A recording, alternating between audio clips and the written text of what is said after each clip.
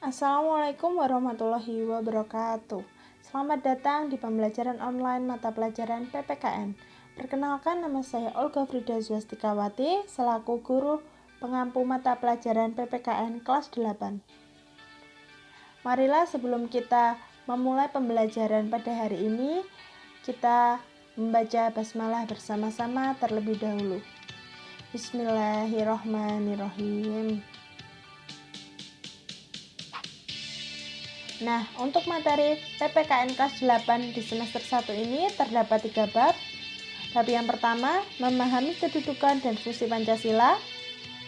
Bab yang kedua, menumbuhkan kesadaran terhadap Undang-Undang Dasar Negara Republik Indonesia tahun 1945. Dan bab yang terakhir di semester ini adalah memaknai peraturan perundang-undangan.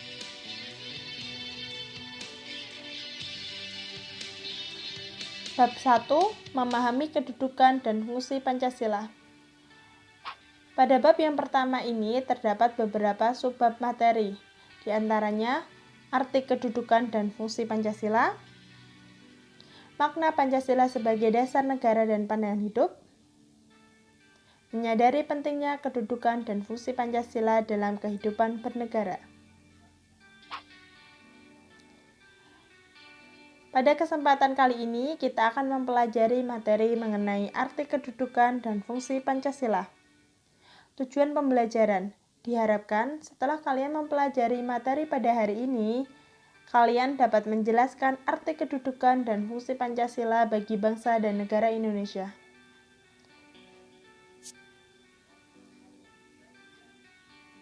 Istilah Pancasila. Menurut Profesor Darji Darmodihardjo, istilah Pancasila sudah dikenal sejak zaman Majapahit pada abad ke-14. Istilah Pancasila ini termuat di dalam 2 buku, yakni yang pertama, buku Nagarakertagama karangan Prapanca, dan yang kedua, buku Sutasoma karangan Tantular. Perlu diketahui bahwa istilah Pancasila di dalam kedua buku tersebut berbeda dengan Pancasila yang saat ini kita kenal sebagai dasar negara. Nah, perbedaannya apa? Mari kita simak. Pancasila yang termuat di dalam buku Sutasoma lebih dikenal dengan Pancasila Krama atau pelaksanaan kesusilaan yang 5, atau biasa juga disebut dengan berbatu sendi yang 5. Di mana Pancasila Krama ini berisi 5 larangan. Yang pertama, dilarang melakukan kekerasan, yang kedua dilarang mencuri, yang ketiga dilarang berjiwa dengki, yang keempat dilarang berbohong, dan yang kelima dilarang mabuk. Nah, jadi setelah sampai sini sudah jelas ya perbedaan istilah Pancasila yang terdapat dalam buku Sutasoma dengan Pancasila sebagai dasar negara kita. Nah, Pancasila yang terdapat pada buku Sutasoma bernama Pancasila Krama yang berisi 5 larangan. Sedangkan Pancasila sebagai dasar negara memuat 5 sila. Yang pertama, ketuhanan yang Maha Esa.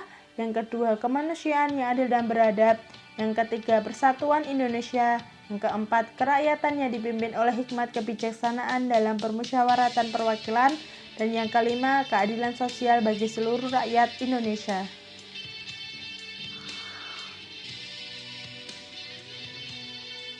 Muhammad Yamin juga menjelaskan lebih lanjut mengenai istilah Pancasila, bahwa Pancasila berasal dari bahasa Sanskerta. Arti kata panca adalah 5 dan kata sila berarti prinsip, sendi, asas, dasar, atau peraturan tingkah laku yang penting dan baik. Jadi dapat disimpulkan bahwa Pancasila merupakan 5 dasar yang berisi pedoman atau aturan tentang tingkah laku yang penting dan baik.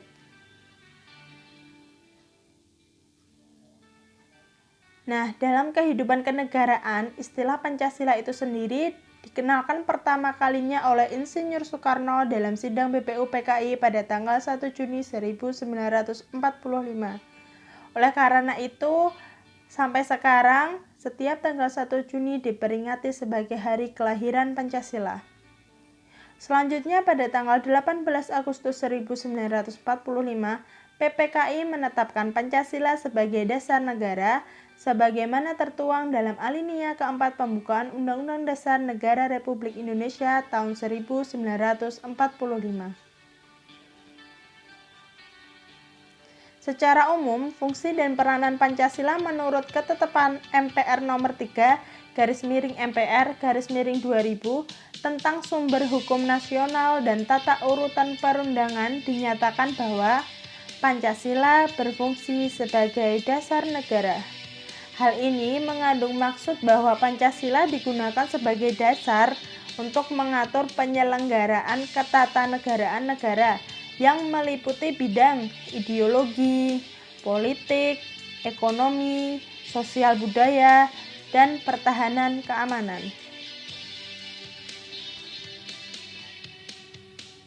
Walaupun secara umum Pancasila tadi memiliki fungsi dan peranan sebagai dasar negara, namun Pancasila juga memiliki beberapa fungsi dan peranan yang lainnya. Di antaranya, yang pertama, Pancasila sebagai jiwa bangsa. Yang kedua, Pancasila sebagai kepribadian bangsa Indonesia. Yang ketiga, Pancasila sebagai sumber dari segala sumber hukum. Yang keempat, Pancasila sebagai perjanjian luhur. Yang kelima, Pancasila sebagai cita-cita dan tujuan bangsa Indonesia. Yang keenam, Pancasila sebagai satu-satunya asas dalam kehidupan berbangsa dan bernegara. Dan yang terakhir, Pancasila sebagai moral pembangunan. Mari kita pelajari lebih lanjut mengenai fungsi dan peranan Pancasila. Yang pertama, Pancasila sebagai jiwa bangsa. Setiap bangsa dan negara tentu memiliki jiwa. Dalam hal ini, Pancasila menjadi jiwa bangsa Indonesia, berfungsi agar Indonesia tetap hidup dalam jiwa Pancasila. Pancasila sendiri telah ada sejak bangsa Indonesia lahir, yaitu sejak proklamasi kemerdekaan pada tanggal 17 Agustus 1945. Yang kedua, Pancasila sebagai kepribadian bangsa Indonesia. Kepribadian satu dengan yang lainnya tentu berbeda, bukan? Nah, Pancasila sebagai kepribadian bangsa ini memiliki fungsi yaitu sebagai hal yang memberikan corak khas bangsa Indonesia dan menjadi pembeda yang membedakan bangsa kita dengan bangsa yang lainnya. Yang ketiga, Pancasila menjadi sumber dari segala sumber hukum. Hal ini berarti Pancasila berfungsi untuk mengatur segala hukum yang berlaku di Indonesia. Jadi, semua hukum yang ada di Indonesia haruslah tunduk dan bersumber dari Pancasila, sehingga setiap hukum yang ada tidak boleh bertentangan dengan nilai-nilai Pancasila. Fungsi peranan Pancasila yang keempat yakni Pancasila sebagai perjanjian luhur. Pancasila sebagai perjanjian luhur telah berfungsi dan disepakati melalui sidang PPKI pada tanggal 18 Agustus 1945. Walaupun disahkannya Pancasila hanya oleh sebuah panitia persiapan kemerdekaan Indonesia, tetapi PPKI sebenarnya adalah suatu badan yang mewakili suara rakyat. Jadi, Pancasila merupakan hasil perjanjian bersama rakyat. Nah, perbedaan Pancasila sebagai perjanjian luhur ini dengan yang pertama tadi, Pancasila sebagai jiwa bangsa adalah, kalau Pancasila sebagai jiwa bangsa itu adanya adalah sejak bangsa Indonesia lahir, yakni pada saat proklamasi tanggal 17 Agustus 1945. Sedangkan Pancasila sebagai perjanjian luhur ini adanya setelah disepakati atau disahkannya Pancasila sebagai dasar negara, yakni pada tanggal 18 Agustus 1945.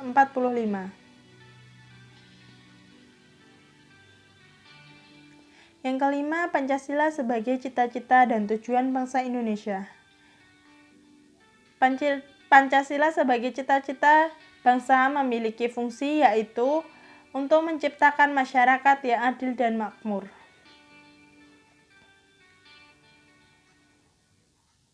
Yang keenam, Pancasila sebagai satu-satunya asas dalam kehidupan berbangsa dan bernegara.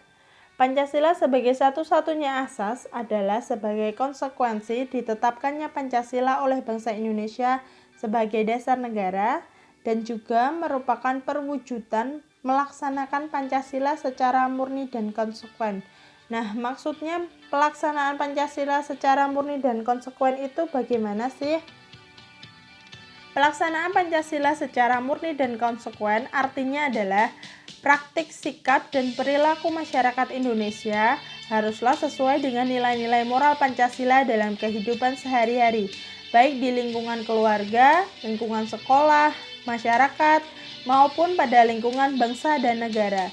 Serta pelaksanaan nilai-nilai Pancasila tersebut haruslah secara terus-menerus. Fungsi dan peranan Pancasila yang terakhir adalah Pancasila sebagai moral pembangunan. Nah, Pancasila di sini dijadikan kerangka, acuan, tolak ukur, parameter, arah, serta tujuan dari pembangunan bangsa Indonesia. Cukup sekian materi hari ini. Kita akhiri bersama dengan bacaan hamdalah. Alhamdulillahirrabbilalamin. Apabila ada kesalahan kata, saya mohon maaf. Wassalamualaikum warahmatullahi wabarakatuh.